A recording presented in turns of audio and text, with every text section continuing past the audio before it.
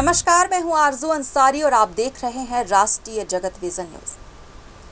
बिलासपुर में सर्पदंश से मृत्यु के बाद मिलने वाले सरकारी मुआवजे में कथित बड़े फर्जीवाड़े का मामला सामने आया है, जिसने प्रशासनिक व्यवस्था पर गंभीर सवाल खड़े कर दिए हैं।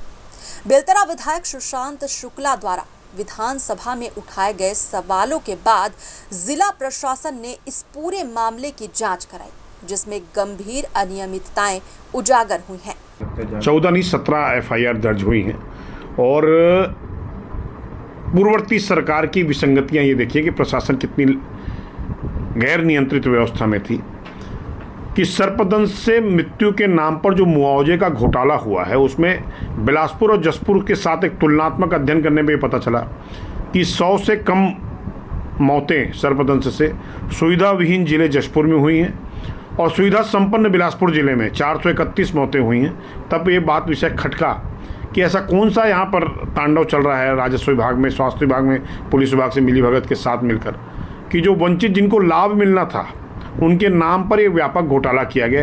तब विषय विधानसभा में उठा और तत्कालीन समय में मंत्री टंकराम वर्मा जी ने यह विषय पर जांच के आदेश दिए हैं। जांच हो रही है, स्वागत योग्य, लेकिन मैं जांच से संतुष्ट नहीं हूँ और भी दोषियों के विरुद्ध कार्रवाई सुनिश्चित होनी चाहिए और इस पूरे मामले की सघनता और निष्पक्षता के साथ जांच होनी चाहिए। सिर्फ सर्पदंश ही नहीं, लू से होने वाली मौतों पर भी मुआवजे का एक घोटाला अब प्रशासनिक अधिकारियों के संरक्षण में सिंडिकेट, यानी जो इनके दलाल सिंडिकेट है, उनके माध्यम से किया जा चुका है छत्तीसगढ़ में। जब मैंने विधानसभा में लू के बारे में प्रश्न पूछा तो शक्ति, बिलासपुर और दुर्ग जिले में ही मौतों के आंकड़े बताए गए, यानी प्रदेश में सिर्फ 3 जिलों में ही लू चलते हैं तो यही मौतें होती हैं। तो ये इस पर भी जांच प्रशासन करे और विरुद्ध जो अपराधी हैं, जो आरोपी हैं, उनके विरुद्ध कठोर से कठोर कार्रवाई तय होगी। तब एक मिसाल कायम होगी कि शासन के साथ 420 करने का क्या परिणाम है। कितनी मौतें हुई होंगी? लगभग 50 के आसपास की मौतें बिलासपुर में 21, 22, 23, 24 में दर्ज की गई है और उसका मुआवजा दिए गए हैं। जांच के दौरान कुल 17 सर्पदंश मुआवजा प्रकरणों की समीक्षा की गई, जिनमें कई मामलों में फर्जी दस्तावेजों के आधार पर मुआवजा राशि निकाले जाने का संदेह पाया गया। इसके बाद प्रशासन ने सख्त कार्रवाई करते हुए विभिन्न थानों में कुल 14 एफआईआर दर्ज कराई है। इनमें सरकंडा थाना में 5, कोनी थाना में 3, सिविल लाइन थाना में 3, तोरवा थाना में 2 और सिटी कोतवाली थाना में 1 मामला दर्ज किया गया है। जी हाँ, ये जो सर्पदंश के फर्जी मामले बना के सरकारी मुआवजा निकाल करके जो धोखाधड़ी किया गया है, इसमें जांच के पश्चात कल 14 एफआईआर किए गए हैं। 5 सरकंडा में, 3 कोनी, 3 सिविल लाइन में, 2 तोरवा और 1 सिटी कोतवाली थाने में।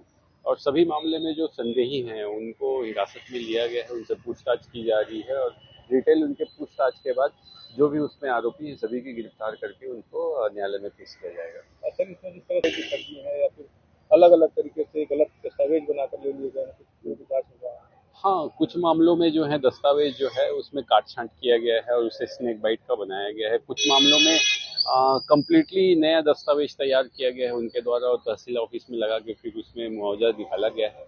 तो सभी प्रकरणों में कुछ अलग अलग तरीके से उसमें ठगी की गई है और सबका डिटेल जांच किया जा रहा है और जो भी उसमें एविडेंस हैं उसे इकट्ठा किए जा रहे हैं, जिसके पश्चात सभी की गिरफ्तार करके न्यायिक रिमांड पे भेजा जाएगा। सर, इसमें उनकी भूमिका है उसकी अलग अलग मामले में अलग अलग है। कुछ मामलों में जो है आवेदक है, जो मृतक के परिजन हैं वो आरोपी हैं। कुछ मामलों में उनके परिजनों को भी नहीं पता है कि उनको इस मामले में मुआवजा मिला है और एक आध मामले हैं जो हैं जिसमें कुछ वकील की भी इसमें साठगांठ है। तो सभी मामले थोड़े से अलग अलग हैं, जिसके बारे में डिटेल जानकारी हम अब जांच के बाद आप लोग को देंगे। पुलिस की जांच में ये भी सामने आया है कि इस कथित फर्जीवाड़े में केवल आवेदक ही नहीं बल्कि कुछ वकील, डॉक्टर और मृतकों के परिजनों की भी भूमिका संदिग्ध है। प्रारंभिक जांच में अनुमान लगाया जा रहा है कि इस पूरे मामले में 60 लाख रुपए से अधिक की सरकारी राशि का गलत तरीके से उपयोग किया गया हो सकता है। वहीं विधायक सुशांत शुक्ला ने इसे एक संगठित गिरोह की कार्यप्रणाली बताते हुए कहा कि सिर्फ एफआईआर दर्ज करना पर्याप्त नहीं है, बल्कि पूरे सिस्टम की निष्पक्ष जांच जरूरी है। उन्होंने ये भी कहा कि जब तक इस पूरे नेटवर्क का खुलासा नहीं होता तब तक वास्तविक दोषियों तक पहुंचना मुश्किल है।